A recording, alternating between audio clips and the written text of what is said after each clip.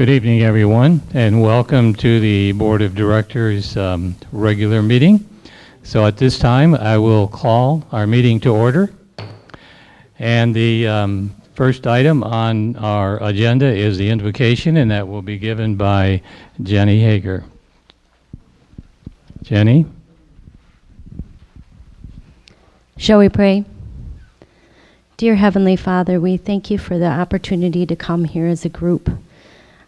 With a love for this park, Lord, we just thank you for allowing us to be here and allowing us to be able to spend time here with our friends and our families. Please give us wisdom tonight as we go through a few items and discuss a few things. Give us wisdom, your wisdom, Lord. Help us to be patient and kind. Help us to listen to each other. And most of all, help us to honor you, Lord.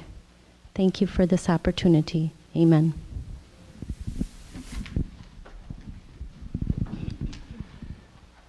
Third item on our agenda is member comments. In the past few meetings, they were at the end of the meeting. We've decided to move that to the beginning of the meeting. And as it says, it's comments. We're just going to receive comments. If you have questions or you want answers from board members or from staff, I would encourage you to come tomorrow morning to the face-to-face meeting. That generally allows time for a lot of interaction between members and board members and staff. So at this time, come up one at a time to the mic. We're going to give you 2 minutes and we're going to time it, and you can come up to the mic just once, okay? So if you have something to say, try to do it within 2 minutes, and you only have one opportunity. So at this time, the mic is open. Would somebody like to begin? And does somebody have a comment that they would like to share with the Board of Directors?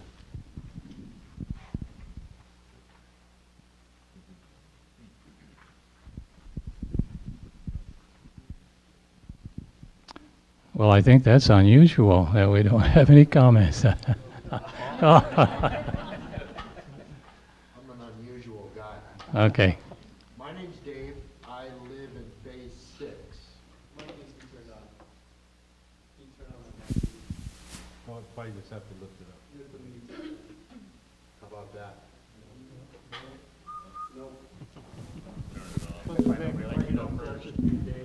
You're kind of a tall, unusual guy. Hello? Hello? This is why I get my wife to do our PCR. Hello? Okay. Yeah. We live in Phase 6. We bought here 14 months ago.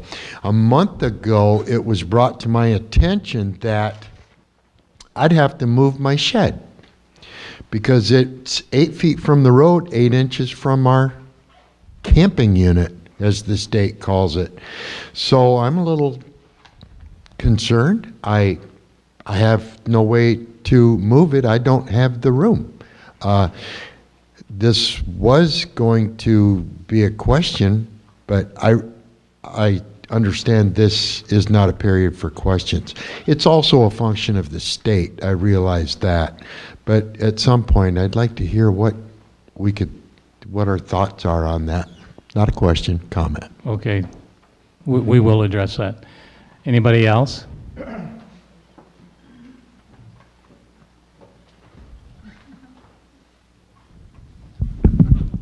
Oh, I just took it right off.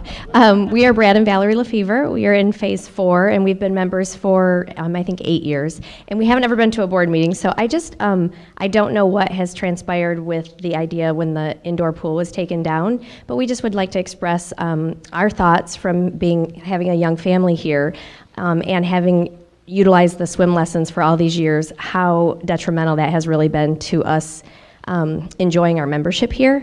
And so we were just wondering if there's any possible way to have that put back on the ballot without anything attached to it, to see what the membership again thinks about that. So, Thank you.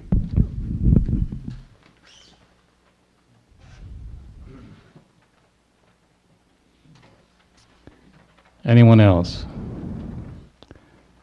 Last call. Okay, let's turn back to our agenda. And item number 4 is the roll call, and so we'll have the roll call at this time.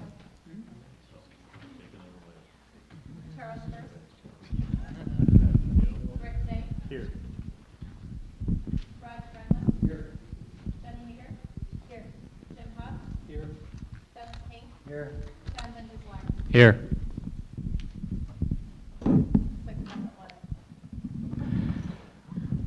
Item number 5 is the approval of the minutes of the regular session of May 18, 2018.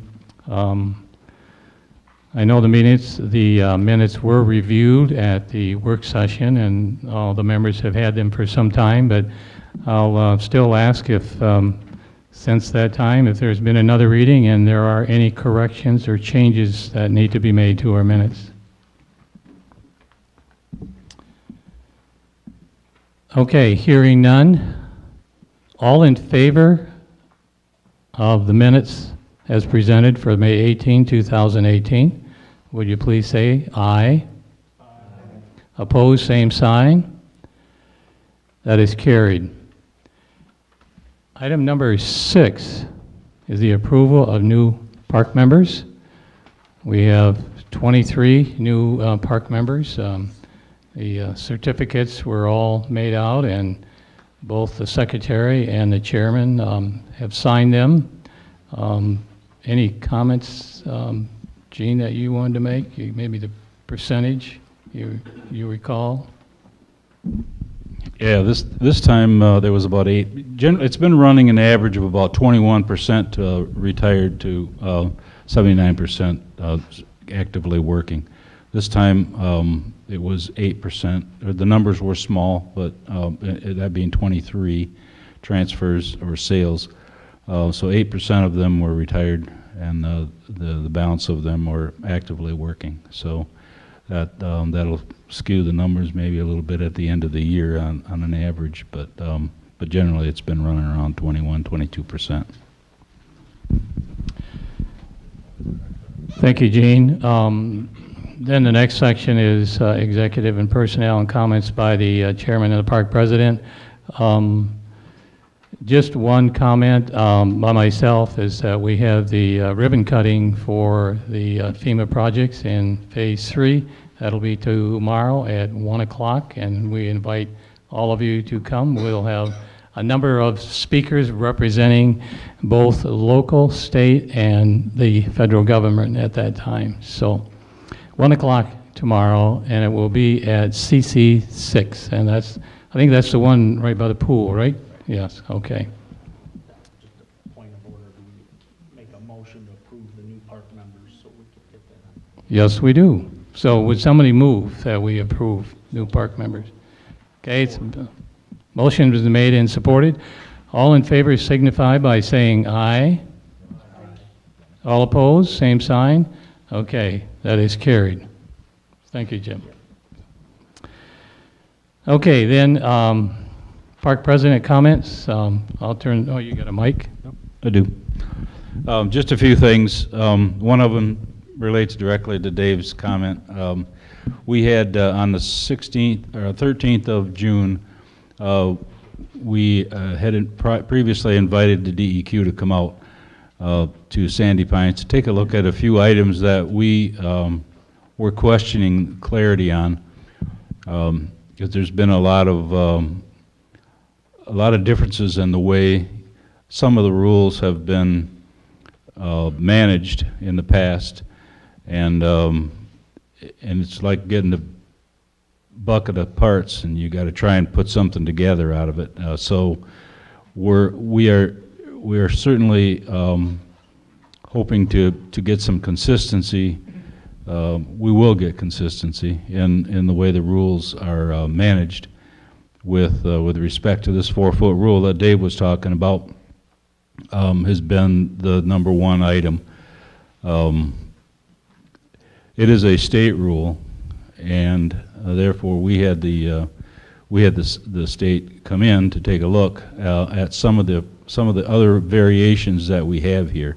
Our license is granted by the state campground division of the DEQ, And at the bottom of our permit right now, if you go to the admin office, as you enter the doors into the member service area from the north end of the building, and you go immediately to the wall on your right, you'll see our license. And on the bottom of that license, it says we are non-compliant. What does that mean? It means that there's mainly it has to do with that 4-foot rule. That being said, I think the DEQ is well aware of the fact that they're undermanned and have a lot more parks in the state than they can physically check for compliance. So they came in, 2 folks come in, and we showed them around. I think that we'll get a report back from them within the next couple of weeks that we're asking them for clarity. We want to work toward compliance at some point. And we don't want it to be shut the park down and get everybody move their buildings, right? So I don't know exactly what's going to happen yet, Dave, but I would suspect from conversations that there will be some triggers. One could be that when the site or the membership changes hands, could be a trigger. Another one could be that when the shed needs to be repaired or replaced. That could be another trigger. We're working toward compliance for those that are sitting where they are now. I would not be concerned about someone knocking on your door and say, Dave, you got to move your barn today. I don't see that happening. Because I think that working with the DEQ and the DNR before, with a few folks remember the drain field we had here. We had a drain field over here, a big one by the dump station, was there for 40 years, and they said we'd never be able to put another one there. Well, guess what? There's one there. I think we're a lot better off holding hands with these folks than trying to fight against them. So that's what we're doing with this case as well. And I think we're working with logical people that if they see an effort on our part, they will provide the leniency to have us do something proper and in a way that is not overly disruptive to the park or any individual member. So that meeting took place on the 13th, and we're looking forward to hearing from them on that. There was the 4-foot rule, pergolas, and gazebos were another issue. That 2 other issues that we asked for some clarity on. So Kelly, are you here? Kelly Johnson. Charlie Johnson is he's not here. He's on rules. He was at the meeting as well, and we had Jim Pitch was here from. He's the township supervisor from Salem Township. We had hoped to have PCI here, but they couldn't get someone in here on time, and then our inspector was at this meeting, and the gentleman from Allegan County Health Department was here.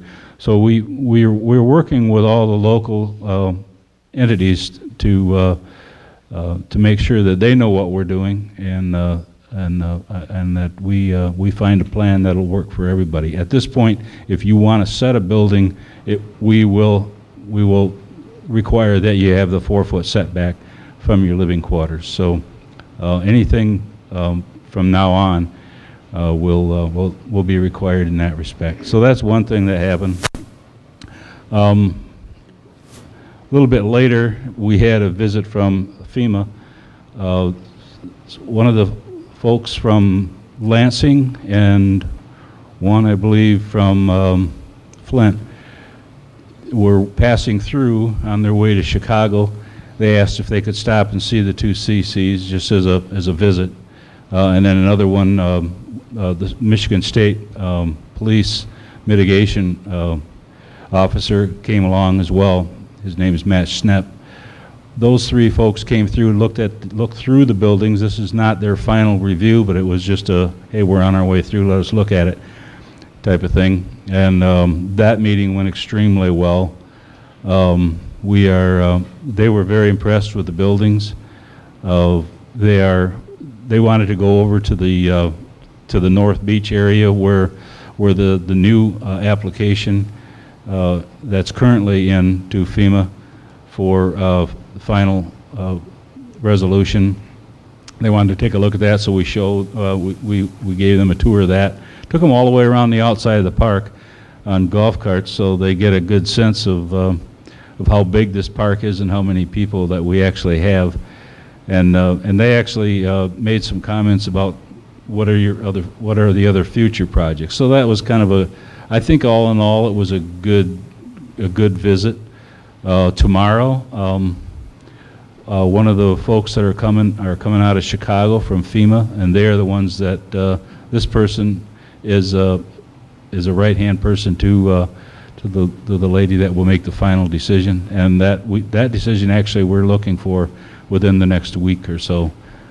We've given them the final numbers, and we've got a good feeling on it, but we aren't going to count our chickens before they're hatched. But it's this project in phase 3 went really well for all parties involved, and we're looking forward to having you all out there tomorrow for the ribbon cutting.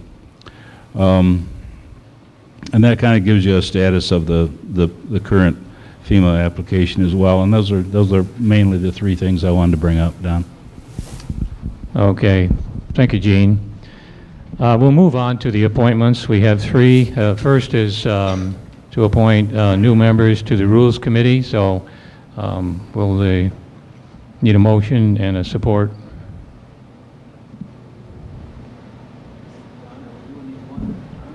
Yeah, one at a time.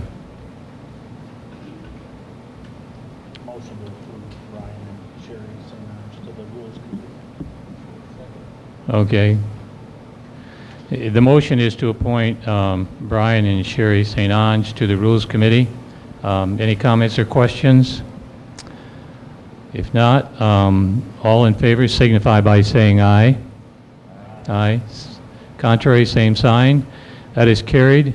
The other one, we need a motion and a second for the appointment to the Rules Committee again, liaison member, a board member. Support. Okay. So the motion to appoint Dennis King, board liaison for the Rules Committee.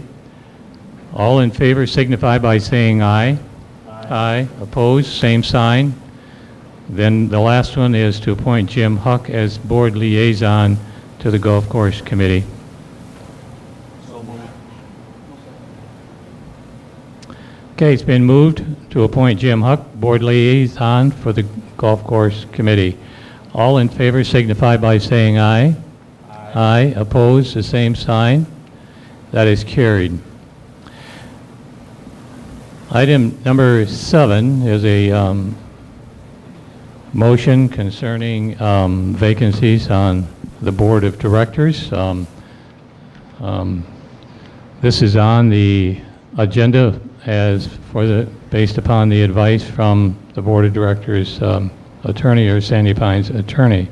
So any comments that would like to be made at this time? At our last meeting, we had a lot of questions about that, and I think a lot of people, as I see them and talk to them, really questioned the fact that we chose as a board and are going to vote on it, not to fill those 2 vacancies. And I just wanted to kind of explain it. I explained it at the face-to-face if you were here, but just from our perspective, why we didn't do that. We had 4 options, and I also want to let you know that we did check with the attorney to make sure we were properly following our bylaws. One of the options was we could choose a candidate from the previous election to fill, and in the case that we had, there was only 1 person. So if we took that person that did not get on the board, we would have an even number. So we couldn't just do that. We would have to then go find someone else. So that's why we chose not to do that. We could have called for a special meeting of the members to fill the vacancy. Well, Sandy Pines wasn't even hardly active. Nobody was here. How are we going to get the word out? How are we going to talk to people? And how are we going to have this? We just didn't have time. It just wasn't in our best interest or really your best interest for us to go ahead and do something when nobody's around. I think it was a very important decision to make. The other option, we could have just let it be vacant, the 2 spots be vacant until the next election. That is what we chose to do because of the interest of time. As you may already know, we already have the members already solicited all their signatures, and we counted all those and verified all those, and now the next step is for them to give us a bio. So this process is already taking place for the next election. So because of that timeline, we thought, well, let's just let the next election happen and get 5 new members at that time. The other option that we could have done is we could have just handpicked 2 people. That is an option that we are given in our bylaws, that the board, with no member input, could have picked 2 people. And I honestly don't think that would have gone over very well with anyone. We would have been accused of handpicking our best friends and our neighbors, and so I just kind of wanted to explain to everyone why we did what we did, because there was a... Thank you, Jenny. Anybody else have a comment they would like to make or question?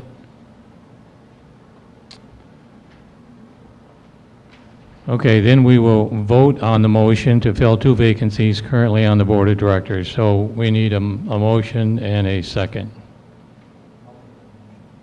Raj made the motion and Jim made the second. So the motion to fill 2 vacancies on the Board of Directors. Point of order. Yes.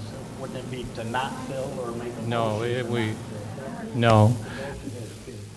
Yeah. Under Robert's Rules of Order, you always write a motion in the positive. So, does that answer your question, Rick? Okay. Okay. All right. Okay. All in favor signify by saying aye. All opposed, same sign, say aye. Aye. Okay. That motion is defeated. The vacancies will remain. Moving on to number 8, finance. We have the financial statements for Sandy Pines and the golf course. I'd just like to say that our committee, the Finance Committee, met June 14. We did review through all of the check registers, which we do every month for the Sandy Pines Wilderness Trails and for the golf course. We review every check that goes out and discuss any questions, look for things that are inconsistent or stand out, and everything went smoothly. We discussed everything was resolved to our questions that we had, and the committee voted to approve the financial statements to go to the board for final approval. Okay, we'll also turn to Kimberly, our CFO, to make some comments. She's the one that prepares these for us.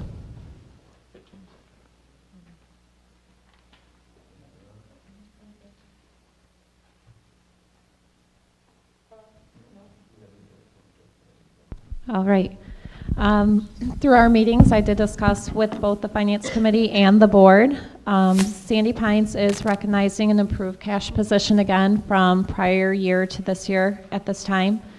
Looking at the financial statements, you'll notice that our asset replacement cash is still holding about $1.1 million that is related to the construction of the new CCs that was approved last year, that will transfer back over to our operating cash, which is what funded all the expenses of those projects at the close of that project. So it still stays in our cash account, but it's part of the way that money is handled for construction of assets. So Our net income our net income overall is right on target with last year. Maintenance is quite a bit lower than last year, which is a result of the reduction of ground maintenance. We had a lot of ground maintenance that hit last year, so maintenance is ahead of budget without those factors in place. Security total income and expenses is up from prior year. This is expected, and is in line with the budgetary changes that were made for the new year. Park and Garden is about $20,000 lower than prior year, and I just want to note, looking at those financial statements, that was a timing issue with the disbursement and sales of softeners.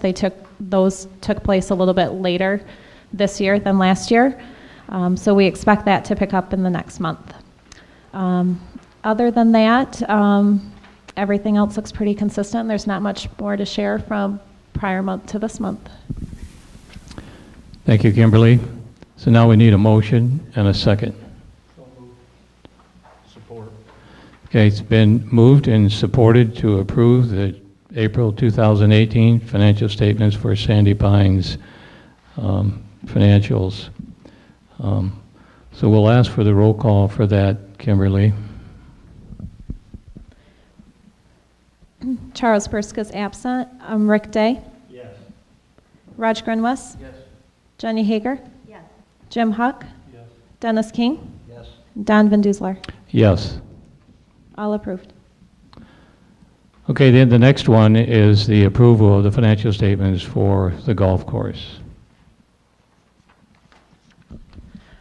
I'll just take a moment to note that overall, our total gross profit is about $3,000 lower than prior year. A lot of that can just be timing with the weather and so forth. We're not concerned about that. But membership sales have really taken off in the month of April. So looking at the financial statements, you will see that income there has been quite a bit higher. Total expenses are a little over $10,000 lower than prior year. So overall, the financial statements for the golf course are looking good this year as they're maintaining expenses and keeping the flow on the income. Thank you, Kimberly. Now we need a motion and a second. Second. Okay, it's been moved and seconded to approve the April 2018 financial statements for the golf course. Again, we'll ask for the roll call. Raj Grinwis. Yes. Jenny Hager. Jim Huck. Dennis King. Yes. Don Van Duzer. Yes. Charles Bursk absent. Rick Day. Yes. All approved. Okay, thank you. Item number 9 on our agenda is proposed changes to the handbook and the rule book. This was supplied to us by the Rules Committee, and we went through that at our Monday night meeting, Monday afternoon meeting. And I'll share with you some of the changes that are going to be made. The first one is under Article 12, Vehicle and Traffic Regulations. What we're going to add, based upon the recommendation of the Rules Committee, is utility vehicles, UTVs, and side-by-side vehicles used is prohibited in the park except for work being performed by the park or contractors. So members and guests cannot use those vehicles in the park. The only ones that will be permitted to do so will be contractors. Also under that article, which is paragraph C, we're adding just a phrase or a short sentence, and it has to do with mopeds. And the committee is recommending that a moped must be licensed with the state. And there are regulations that govern the use of mopeds, especially when it comes to safety. And so the Rules Committee has recommended that we add this to the rule book. Mopeds must be licensed with the state. Then under Section 3, paragraph P, having to do with gazebos. This is a roofed structure that offers an open view of the surrounding area, typically is used for relaxation or entertainment. A small roof structure that may be, and the word may be was added, screened on all sides, used for outdoor entertaining and dining. This must be freestanding. What was in the rules before was the word permanent. We don't have permanent structures on our site. They are all freestanding structures which they can be moved if need be. So we're adding that into the rules based upon the recommendation from the Rules Committee. We had a fair amount of discussion on these rules at our Monday meeting, and so are there any other comments or questions that board members would like to make at this time?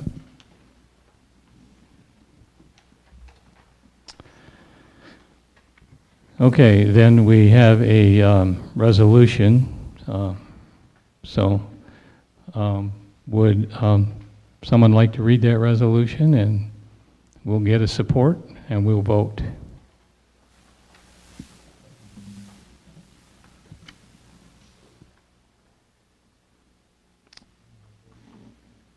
You want to read that? Yeah. This right here. It says, whereas the bylaws of Sandy Pines Wilderness Trails Incorporated, Article 13, Section 6E, gives the Board of Directors the power to adopt, amend, rescind, and repeal rules and regulations relating to the use of Sandy Pines property and the conduct of its members and their guests. Be it resolved that the Board of Directors of Sandy Pines Wilderness Trails Incorporated does hereby approve changes recommended to amend wording to the rule book, handbook as follows. And then on the bottom, it just says, be it resolved, the Board of Directors of Sandy Pines Resort does hereby approve the resolution, and then the vote by the board. Right. So we'll, any other questions or comments before we call for the roll call? Okay, seeing none? Yeah, okay. Okay, now we'll ask for the roll call.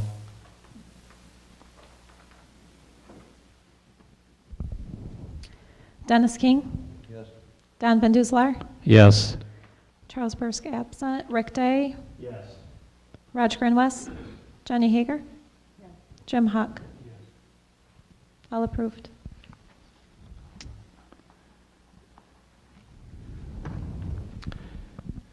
Item number 10 is proposed rules to the, proposed changes to the bylaws, Article 7, Section 7, Article 8, Section 9, and Article 8, Section 6D.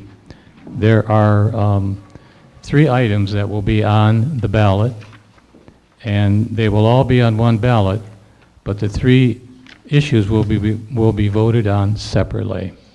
There will be a place on the ballot for you to indicate yes or no for each one of the changes to the bylaws. And let me just summarize for you what this ballot will be and the purpose. One of them really goes back to the issue we dealt with just a moment ago on vacancies on the Board of Directors. There is a paragraph in this section of the bylaws that says vacancies must be filled within 30 days. And then, as Jenny explained to you, we had 4 options. And one of the options goes way beyond 30 days. So there's a conflict within the bylaws. It says must be within 30 days, and then there's another option which says you can leave it vacant, and that can bring it beyond 30 days. So there was some discussion in regards to that. But when we consulted Sandy Pines' attorney, he said because it is one of the options, they could be left vacant. But that confusion is always there because it says 30 days. So we had the attorney look at it, and so he simply rewrote that section to clarify that so that that 30-day conflict will not be there. So we will, if this happens again in the future, there'll be no discussion over this. It'll be very clear in the bylaws. That's one item that's on that ballot. The second item on the ballot will be pertaining to Section 8, Article 8, Section 9, and it's going to be amended in its entirety to read as follows. So this will be entirely new language added to the bylaws. And it reads as follows. A majority of the directors shall constitute a quorum. A quorum must be present either in person or through remote participation. And that's a key word, remote participation. In order to transact the business of the board, remote participation shall be governed by an operating policy that authorizes remote participation in board meetings, outlining the authorization circumstances for remote participation, the conditions and the requirements for remote participation, and the procedure for remote participation. And the reason why that's being added to the bylaws, because in the past, a number of times, issues have come up between October and April 15. The question always was, what kind of action can the board take? And we know that some members of the board are in another state in the South during that time period. And the other issue that we've talked about a number of times is financial statements. We don't allow public to see the financial statements until they're approved by the board. So that means all the financial statements from October until April, nobody gets to see them. And that has been brought up many times to the board. Why can't I see the financial statements? It's because they haven't been approved. Now that we will put this into the bylaws, remote participation, we can hold a meeting via video, your cell phone, and so the policy, once this is approved, the attorney will write a policy stipulating exactly how that will take place. So that is the purpose of that, so that we can clear up that issue. And the issue did arise this past winter, and that is when we were going to go for the loan and we're going to switch banks. The discussion that was amongst the board members was, well, you really can't make a motion, you can't really act on that because the bylaws are not clear. Well, there is precedent for that. The board of directors have taken action in the past, and each time we had to get clarification from the attorney, and the attorney would generally support the board in the action that they have taken. So this will clarify that language in the bylaws so we don't have to have that discussion again. The third one is Article 8, Section 6D, Powers of the Board, to be amended in its entirety to read as follows, and that too will be entirely new language in the bylaws. And it reads, to have the authority to borrow money for Sandy Pines for any project or expenditure so long as the loan is unsecured. If the loan will result in Sandy Pines proving a mortgage as to real property, then the membership must first vote to approve the loan. And again, when we went out this wintertime to have a loan approved, we had one legal counsel saying, no, you can't do it, you got to go to the membership for a vote. Our attorney read it and he explained it in detail and said, yes, you can go out and you can have a line of credit, which was taking place over the winter time. So again, it's because the bylaws are not clear. So this language clarifies it so that if the need should arise and Sandy Pines needs to borrow, and unsecured means it doesn't tie the membership. The membership are not held for that. It's Sandy Pines as an organization is. And the line of credit that we now have is going to be backed up by the Capital Reserve Fund that we all approved this past year.